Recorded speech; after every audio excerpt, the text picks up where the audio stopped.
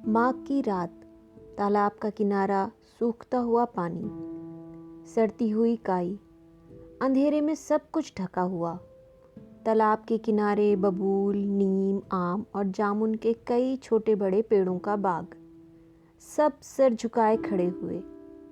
पेड़ों के बीच की जमीन कुशकाश में फैलाव में ढकी हुई। उसके पार गन्ने का खेत, उसका आधा गन्ना कटा हुआ। उस पर गन्ने की सूखी पत्तियां फैली हुई, उन पर जमती हुई ओस, कटे हुए गन्नों की ठूठियां उन्हें पत्तों में ढके हुए। आधे खेत में उगा हुआ गन्ना, जिसकी फुनगी पर सफ़ेद फूल आ गए थे क्योंकि वह पुराना हो रहा था। रात के 2 बजे पास की अमराइयों में चिड़ियों के पंख फटकारे। कोई चमगादड़ कैं कैं करता रहा। एक लोमड़ी दूर की झाड़ियों में खांसती रही। पर रात के सन्नाटे में अजगर ने अपनी बर्फीली सांस की एक फुफकार से इन सब ध्वनियों को अपने पेट में डाला और रह रहकर फुफकारता रहा। तभी जैसे गन्ने के सुनसान घने खेत में अकस्मात बनौले सुअरों का कोई झुंड बाहर निकल आए। बड़े जोर का शोर मचा, चोर चोर चोर। गांव की ओर से लगभग 25 आवाजें हवा में गूंज रही थीं। चोर चोर चोर चोर, चारों ओर से घेर लो, जाने ना पाए। ठाकुर बाबा के बाग की तरफ गया है, भगंती के खेत की तरफ देखना। हाँ हाँ, गन्ने वाला खेत। चोर चोर। देखते देखते गांव वाले ठाकुर के बाग में पहुंच गए। चारों ओर से उन्होंने बाग को और उससे मिले हुए गन्ने के खेत को घेर लिया। लालटेनों की रोशनी में एक एक झाड़ी की तलाशी ली जाने लगी। सभी बोल रहे थे, कोई भी सुन नहीं रहा था। तभी एक आदमी ने टॉर्च की रोशनी फेंकनी शुरू की। भगंती के खेत में उसने कुछ गन्नों को हिलते देखा। फिर वह धीरे धीरे खेत के किनारे तक गया। 2-1 कोमल गन्ने जमीन पर झुके पड़े थे। उसी की सीध में कुछ गन्ने ऐसे थे जिन पर पाल की बूंदें नीचे ढुलक गई थी। टार्च की रोशनी में और पौधों के सामने ये कुछ अधिक हरे दिख रहे थे। टॉर्च की रोशनी में खेत की गहराइयों में फेंकते हुए उस आदमी ने चिल्लाकर कहा, होशियार भाइयों होशियार, चोर इसी खेत में छुपा है, चारों ओर से घेर लो, जाने ना पाए। तभी शोर मचा और लोगों ने खेत को चारों ओर से घेर लिया। उस आदमी ने मुंह पर हाथ लगाकर जोर से कहा, खेत में छुपे रहने से कुछ नहीं होगा, बाहर आ जाओ, नहीं तो गोली मार दी जाएगी। वह बार बार इस बात को कई प्रकार से आतंक भरी आवाज में कहता रहा। भीड़ में खड़े हुए एक अधवेसु किसान ने अपने पास वाले साथी से कहा, नरैना है बड़ा चाई, कलकत्ता कमाकर जब से लौटा है बड़ा होशियार हो गया है। उसके साथी ने कहा, बड़े बड़े साहबों से रफ्त जफ्त रखता है, कलकत्ता में इसके ठाठ हैं, मैं तो देख आया हूँ, लड़का समझदार है, जान कैसे लिया कि चोर खेत में है। तभी किसी ने कहा, यह चोट्टा खेत से नहीं निकलता तो आग लगा दो खेत में, तभी बाहर आएगा। इस प्रस्ताव के समर्थन में कई लोग एक साथ बोलने लगे। किसी ने इसी बीच में दिया सलाई भी निकाल ली। भगंती ने आकर नारायण उफ नरैना से हाथ जोड़कर कहा, हे नारायण भैया, एक चोर के पीछे हमारा गन्ना ना जलवाओ, सैकड़ों का नुकसान हो जाएगा, कोई और तरकीब निकालो। नारायण ने कहा, देखते जाओ भगंती काका, खेत का गन्ना नहीं जलेगा, पर कहा यही जाएगा। उसने तेजी से चारों ओर घूम घूम कर कुछ लोगों से बातें की और खेत के आधे हिस्से में गन्ने की जो सूखी पत्तियां पड़ी थी उनके छोटे छोटे ढेरों में आग लगा दी। बहुत से लोग आग तापने के लिए और भी नज़दीक सिमट गए। सब तरफ शोर मचता रहा। खेत के बीच में गन्ने के कुछ पेड़ हिले। नारायण ने उत्साह से कहा, शाबाश, इसी तरह चले आओ। पास खड़े हुए भगंती ने उससे कहा, चोर आ रहा है, 10-15 आदमियों को इधर बुला लो। चारों ओर से उठने वाली आवाजें शांत हो गईं। लोगों ने गर्दन उठा उठाकर खेत के बीच में ताकना शुरू कर दिया। चोर के निकलने का पता लोगों को तब चला जब नारायण के पास वह आकर खड़ा हो गया। सहसा चोर को अपने पैरों से लिपटा हुआ देखकर वह उछलकर पीछे खड़ा हो गया, जैसे सांप छू गया हो। एक बार फिर शोर मचा, चोर चोर। चोर घुटनों के बल जमीन पर गिर पड़ा। ना जाने आसपास खड़े लोगों को क्या हुआ कि 3-4 आदमी उछलकर चोर के पास गए और उसे लातों मुक्कों से मारना शुरू किया। पर उसे ज़्यादा मार नहीं खानी पड़ी। मारने वालों के साथ ही नारायण भी उनके पास पहुंच गया। उनको इधर उधर ढलकाकर वह चोर के पास खड़ा हो गया और बोला, भाई लोगों, यह बात बेजा है। हमने वादा किया है कि मारपीट नहीं होगी। यह शरणागत है, इसे मारा ना जाएगा। एक बूढ़े ने दूर से कहा, चोट्टे को मारा ना जाएगा तो क्या पूजा किया जाएगा? पर नारायण ने कहा, अब चाहे जो हो, इसे पुलिस के हाथों में देकर अपना काम पूरा हो जाएगा। मारपीट का कोई मतलब नहीं।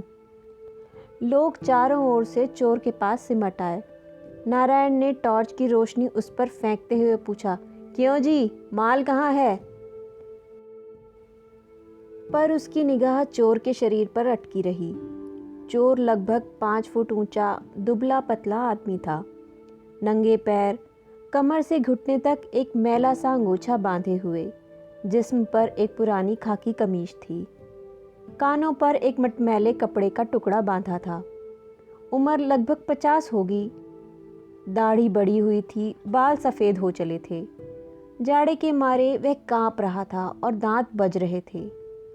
उसका मुंह चकोर सा था, आंखों के पास झुर्रियाँ पड़ी थी। दांत मजबूत थे। मुंह को इस प्रकार खोले था, लगता था कि मुस्कुरा रहा है। उसे कुछ जवाब ना देता देखकर लोग उसे फिर मारने बढ़े, पर नारायण ने उन्हें रोक लिया। उससे अपना सवाल दोहराया, माल कहाँ है? लगा कि उसके चेहरे की मुस्कान बढ़ गई है। उसने हाथ जोड़कर खेत की ओर इशारा किया। इस बार नारायण को गुस्सा आ गया। उसने टार्च उसकी पीठ पर पटककर उसे डांट कर कहा, माल ले आओ। 2 आदमी लालटेन लिए हुए चोर के साथ खेत के अंदर घुसे। पाले और ईंख की नुकीली पत्तियों की चोट पर बार बार वे चोर को गाली देते रहे। थोड़ी देर बाद जब वे बाहर आए तो चोर के हाथ में एक मटमैली पोटली थी। पोटली लाकर उसने नारायण के पैरों पर रख दी। नारायण ने कहा, खोले इसे, क्या क्या चुराया रखा है? उसने धीरे धीरे थके हाथों से पोटली खोली। उसमें एक पुरानी गीली धोती, लगभग 2 सेर चने और एक पीतल का लोटा था। भीड़ में एक आदमी ने सामने आकर चोर की पीठ पर लात मारी, कुछ गालियां दी और कहा, यह सब मेरा माल है। लोग चारों ओर से चोर के ऊपर झुकाए थे। वह नारायण के पैरों के पास चने, लोटे और धोती के लिए सिर झुकाए बैठा था।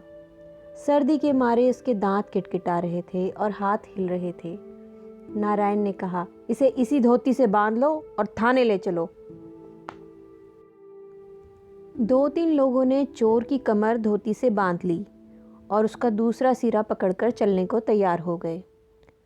चोर के खड़े होते ही किसी ने उसके मुंह पर तमाचा मारा और गालियां देते हुए कहा, अपना नाम बता वरना जान ले ली जाएगी। चोर जमीन पर सर लटकाकर बैठ गया, कुछ नहीं बोला।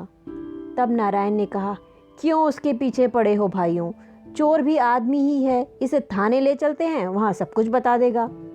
किसी ने पीछे से कहा, चोर चोर मौसेरे भाई। नारायण ने घूम कर देखा, क्यों जी, मैं भी चोर हूँ, यह किसकी सामत आई?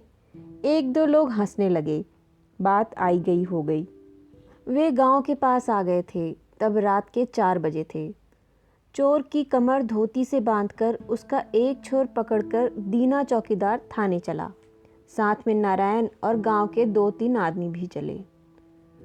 चारों में पहले वाला बुढ़ा किसान रास्ता काटने के लिए कहानियां सुनाता जा रहा था।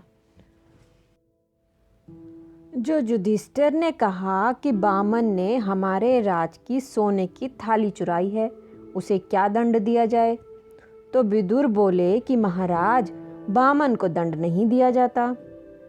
तो राजा बोले कि इसने चोरी की है तो दंड तो देना ही पड़ेगा।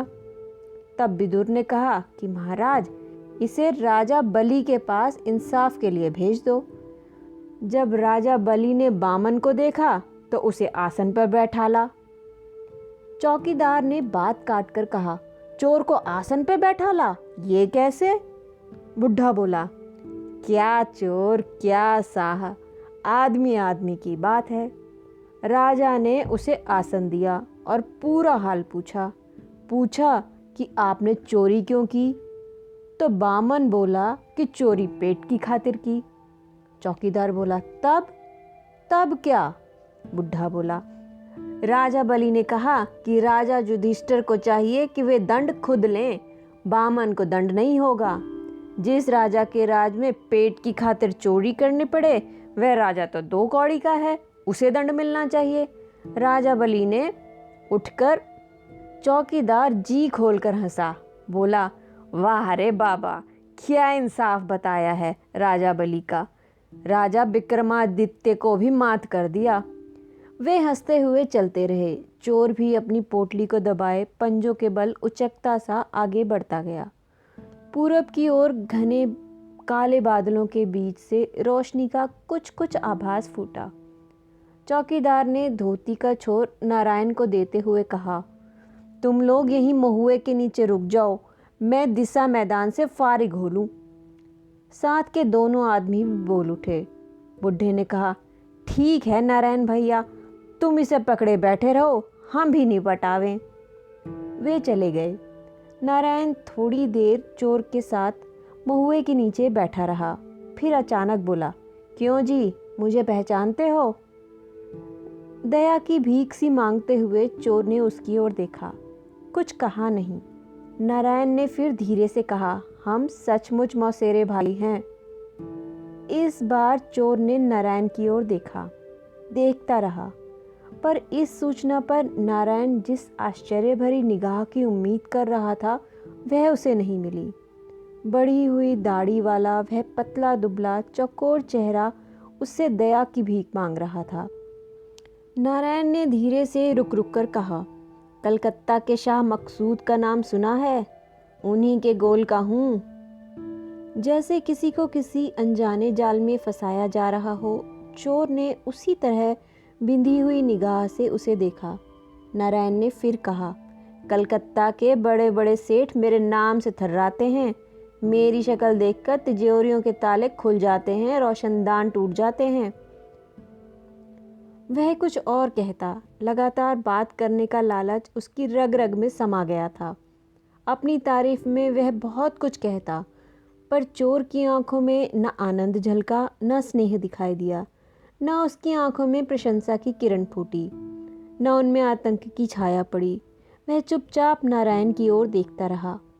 सहसा नारायण ने गुस्से में भरकर उसकी देह को बड़े जोर से झकझोरा और जल्दी जल्दी कहना शुरू किया, सुन बे, चोरों की बेइज्जती ना करा।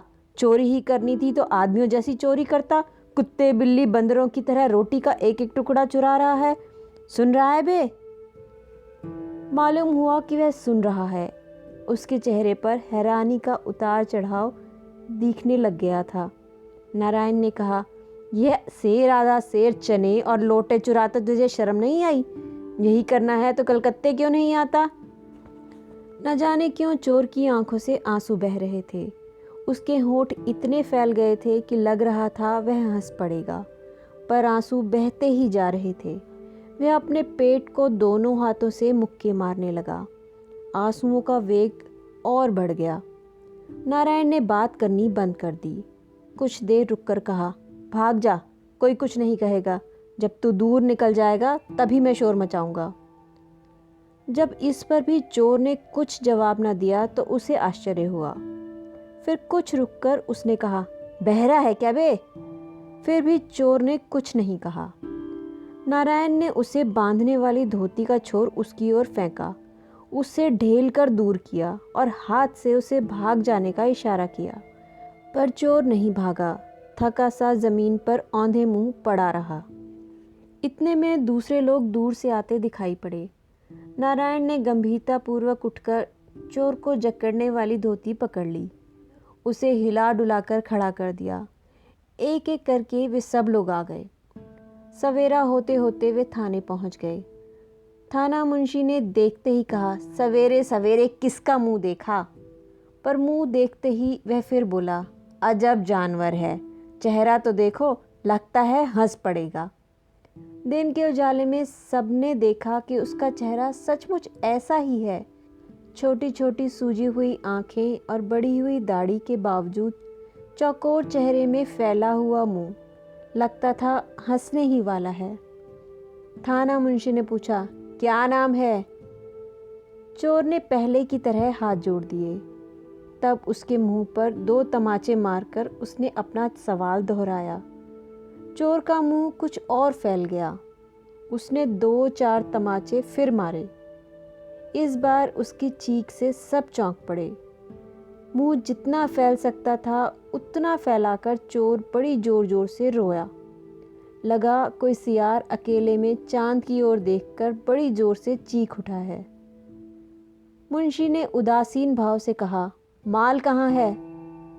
नारायण ने चने, लोटे और धोती को दिखाकर कहा, यह है। न जाने क्यों सब थके थके से चुपचाप खड़े रहे। चोर अब सिसक रहा था।